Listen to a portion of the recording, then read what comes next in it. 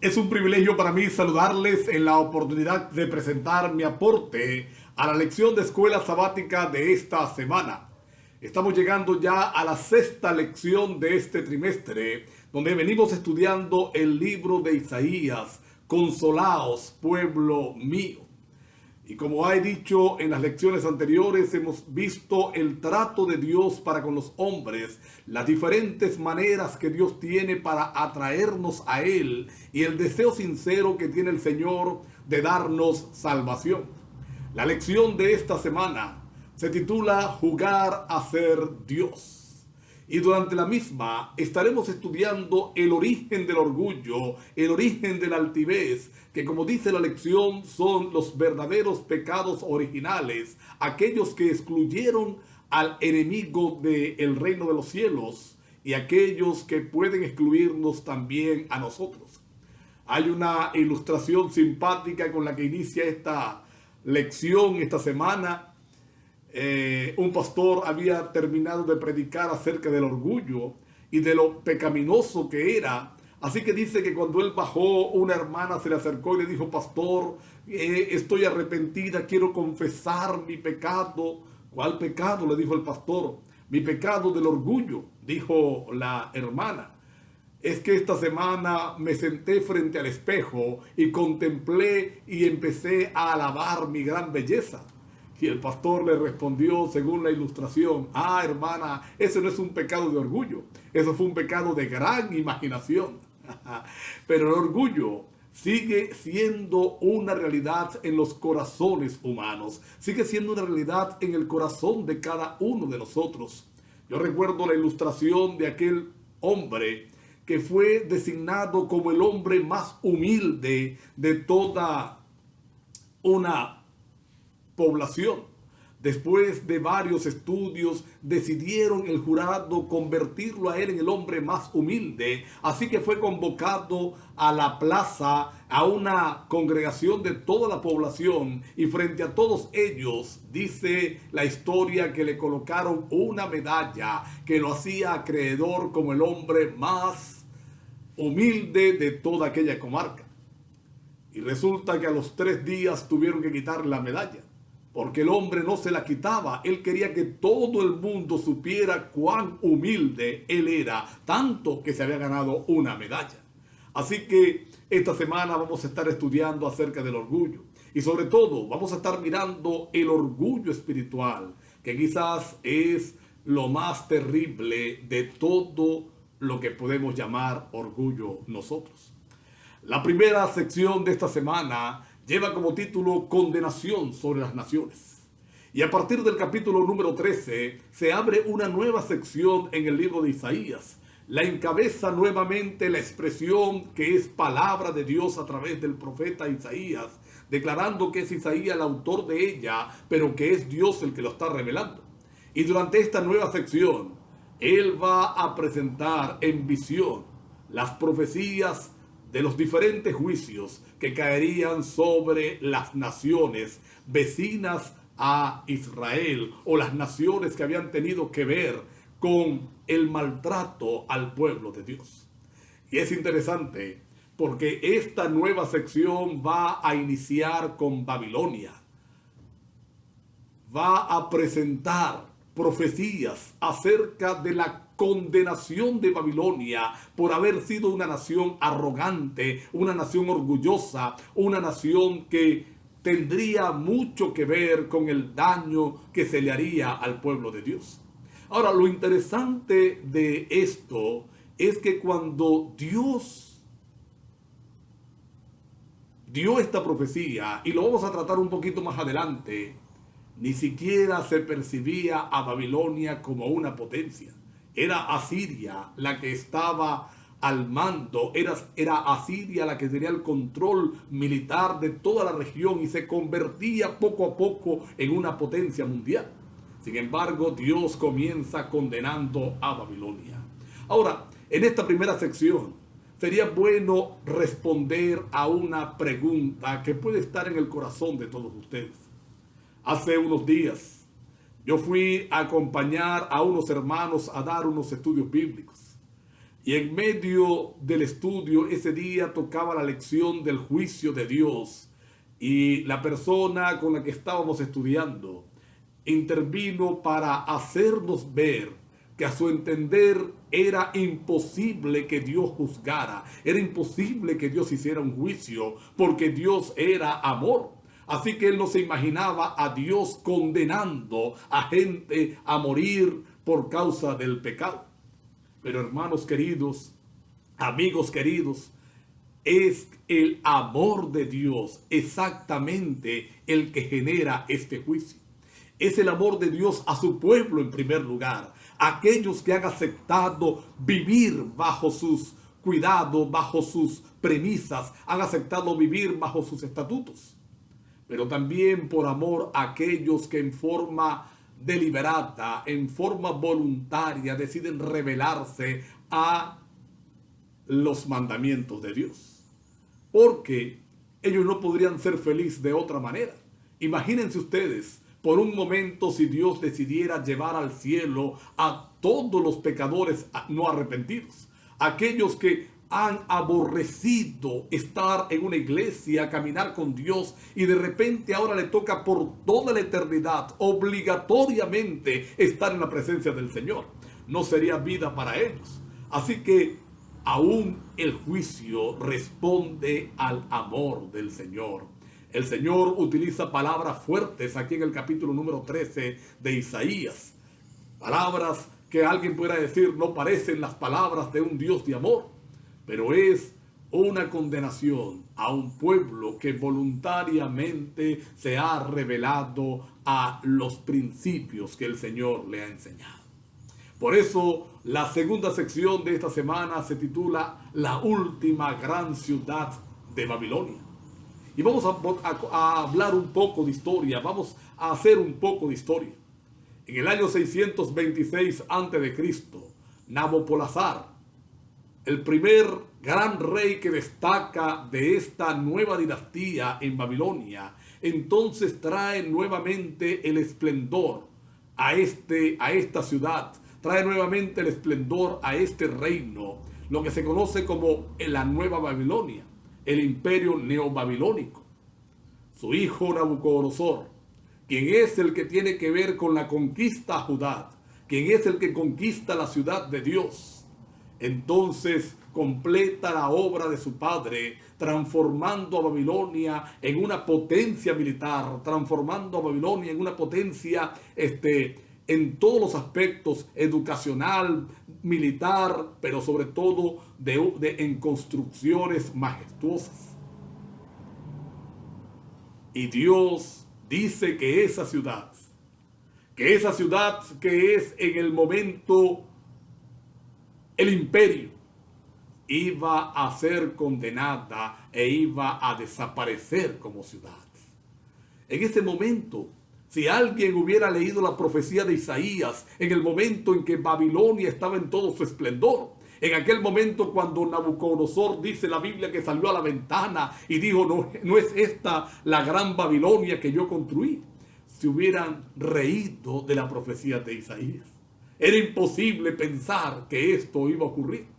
Sin embargo, aquella noche en que los medos y los persas tomaron la ciudad, empezó la debacle de Babilonia. Y hoy en día, aunque hay todavía algunos grupos de personas que viven allí, no es ni siquiera una ciudad construida.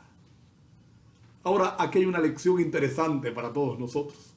Aquí hay una lección que necesitamos en esta hora mirar, absorber. Necesitamos tomarla para nosotros. Y es el hecho que cuando Dios habla, Dios cumple. Es el hecho de que toda profecía que Dios ha dado se va a cumplir, aunque parezca imposible. Alguien pudiera estar ahorita viendo los anuncios de los tiempos finales e imaginarse que nuevamente seremos perseguidos por un poder religioso que vuelve a tomar el mismo poder y la misma astucia y la misma maldad de la Edad Media. Para muchos es imposible, Pastor, estamos en el siglo XXI, el siglo de las luces, estamos en el siglo de la civilización. Eso es imposible, pastor. Dios lo ha dicho. Y como Dios lo ha dicho, eso se va a cumplir. Dios va a regresar. Este mundo, Jesús le va a colocar fin. Parece imposible. ¿De dónde está la promesa de su venida? Dicen los incrédulos. La hemos escuchado desde hace mucho tiempo. Quiero decirte en esta hora que aunque parezca imposible, Dios ha dicho que va a ocurrir y así va a ocurrir. Como ocurrió en Babilonia, que nadie podía creer que esto podía pasar, también todo lo que Dios ha dicho va a cumplirse. Una tercera sección de esta semana tiene que ver con el capítulo número 14 del libro de Isaías, caída del rey encumbrado. Y esta profecía que Dios le permite a el profeta Isaías compartirla con nosotros, toma como figura principal al rey de Babilonia para hacer a través de él la ilustración de lo que iba a pasar con Satanás, de lo que ocurrió con el enemigo y de lo que va a ocurrir en consecuencia por su rebelión. Pudiéramos preguntarnos, pastor, ¿y cómo podemos estar seguros que no se refería al rey de Babilonia? Ahí está mencionándolo con nombre y apellido. Ahí está refiriéndose a él. ¿Cómo podemos nosotros saber que no era el rey de Babilonia? Aunque a los reyes de Babilonia no le faltaba estima alta, no sufrían de baja estima, aunque ellos se creían grandes cosas, si algo nunca llegaron a creerse fue Dios o un Dios. Nunca pensaron colocarse en el lugar de Dios. Y una prueba histórica de esto es lo que se conoce como el festival babilónico, que se realizaba una vez al año. El quinto día de este festival, el rey debía desprenderse de todo su ropaje real y presentarse ante su dios Marduk para volver a ser reconocido por el Dios como el rey de esa nación. Así que en Isaías 14, al igual que en Ezequiel capítulo 28, nosotros vamos a encontrar una referencia directa al enemigo de Dios.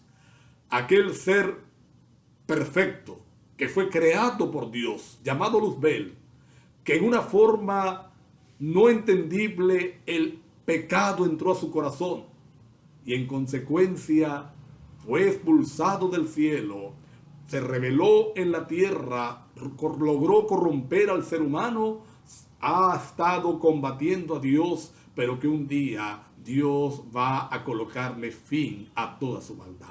Bendito sea el Señor. Era perfecto en todos sus caminos, desde el día en que fuiste creado hasta que se halló en ti maldad, dice la Escritura. Se refiere directamente al enemigo. Y él va a caer. El enemigo es un enemigo vencido. Puede que ahora mismo esté ganando una que otra batalla. Puede que ahora mismo esté pareciendo que va al frente, que el ejército es mayor que el ejército del Señor. Pero aún así, es un rey derrotado en el nombre del Señor.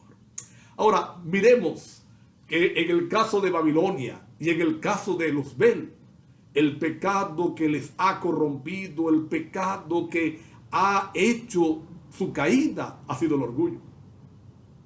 Por eso, el pecado original, el verdadero pecado original es del orgullo.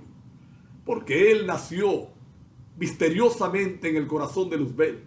Quiso ser como Dios, quiso sentarse en el trono de Dios, quiso colocarse en el trono, en el lugar de Dios, ser adorado como Dios. No lo logró en el cielo, por lo menos no completamente. Fue expulsado y la tierra escuchó su voz y los seres humanos hemos estado adorando a Luzbel, lamentablemente. Hemos estado adorando al enemigo. Él ha buscado muchas estrategias, pero en esta oportunidad es una linda ocasión para decirle al Señor: Señor, queremos adorarte. Queremos que nuestro corazón sea tuyo por completo, que tú reines supremo en nuestra vida y en nuestro corazón. Ahora, Mira que en una próxima sección, Puerta del Cielo, el Señor compara al rey de Babilonia con Satanás. Y otro paralelismo que pudiéramos encontrar en la Biblia es Apocalipsis capítulo 12, donde el dragón persigue al niño, que sin duda es Cristo Jesús. Pero realmente el que lo persiguió fue Herodes. ¿Qué significa esto?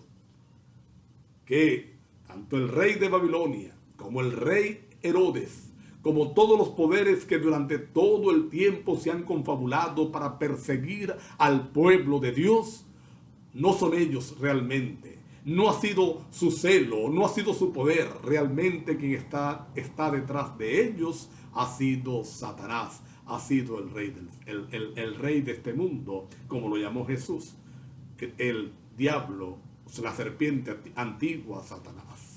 Así que Babilonia, Roma, va a representar los poderes opresores del pueblo de Dios. Vamos a desarrollar este punto un poquito más adelante. Representa a los poderes orgullosos, opresores del pueblo de Dios. Y es interesante, porque fíjate que Babilonia, una de sus definiciones, nosotros entendemos que es confusión, pero una de sus definiciones, puerta de los dioses. Y nos hace acordar aquella visión que tuvo Jacob cuando huía de su hermano Esaú, vía ante su tío, cuando soñó con la escalera que tocaba el cielo y tocaba la punta de la tierra, y entonces ángeles subían y bajaban por él. ¿Y cómo llamó Jacob aquel lugar? ¿Cómo definió Jacob aquel lugar? Puerta del cielo. Así que el diablo siempre ha tenido un poder paralelo al de Dios, oponente al de Dios, para tratar de confundir, para tratar de engañar y, si fuere posible, destruir a los hijos amados de Dios.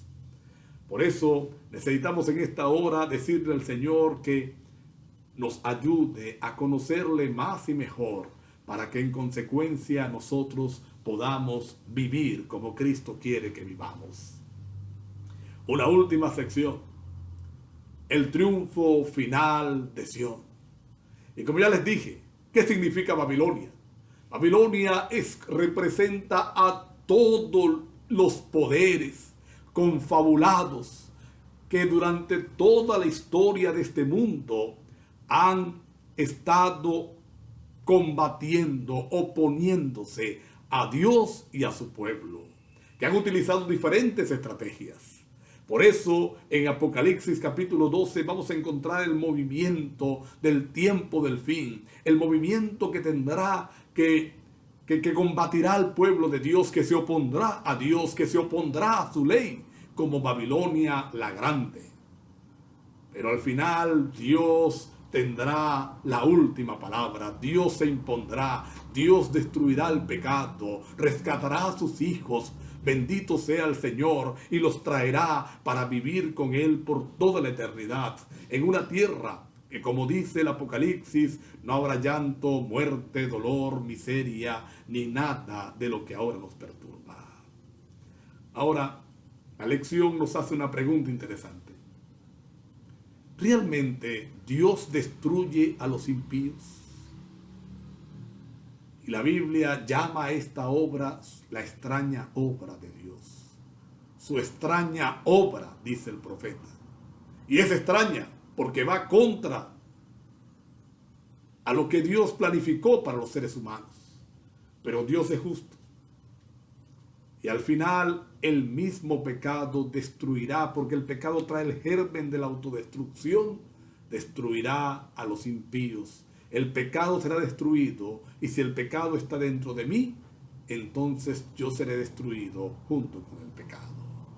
Por eso, la invitación final, el desafío de esta semana, el Señor nos manda a salir de Babilonia. Nos manda a abandonar a esos poderes enemigos de Dios. Pero salir de Babilonia no solamente tiene que ver con salir de los de las religiones equivocadas, de las falsas religiones, no solamente tiene que ver con salir de esos poderes perseguidores. Es que esta semana Dios nos invita a examinar nuestro corazón. Porque ya hemos visto que Luzbel que quiso colocar en el lugar de Dios. Ya hemos visto que Babilonia se quiso colocar en el lugar de Dios. Ya hemos visto que todos los poderes que se oponen al Señor se quieren colocar en el lugar de Dios. Pero sería bueno preguntarnos, ¿no será que nosotros queremos ser nuestros propios dioses? ¿No será que el orgullo está invadiendo nuestro corazón? ¿No será que tenemos el germen del orgullo espiritual dentro de nosotros? ¿Qué nos mueve a hacer lo que hacemos? ¿Qué nos motiva a hacer lo que hacemos? ¿No será que de repente nos creemos mejor que otros? Porque resulta que no somos tan pecadores como otros que vemos. Que Dios nos ayude a salir de Babilonia. Que Dios nos ayude a ir a Cristo Jesús para entregarle nuestra vida, para entregarle nuestro corazón, para que Él desarraigue de allí todo aquello que se opone a Él. Saque el orgullo pretencioso, saque el orgullo pernicioso, saque ese orgullo mortal y en consecuencia traiga su vida a nosotros. Es mi oración por ti y por mí. Dios te bendiga, Dios te acompañe, te ayude a ti y a mí, nos ayude en todo momento.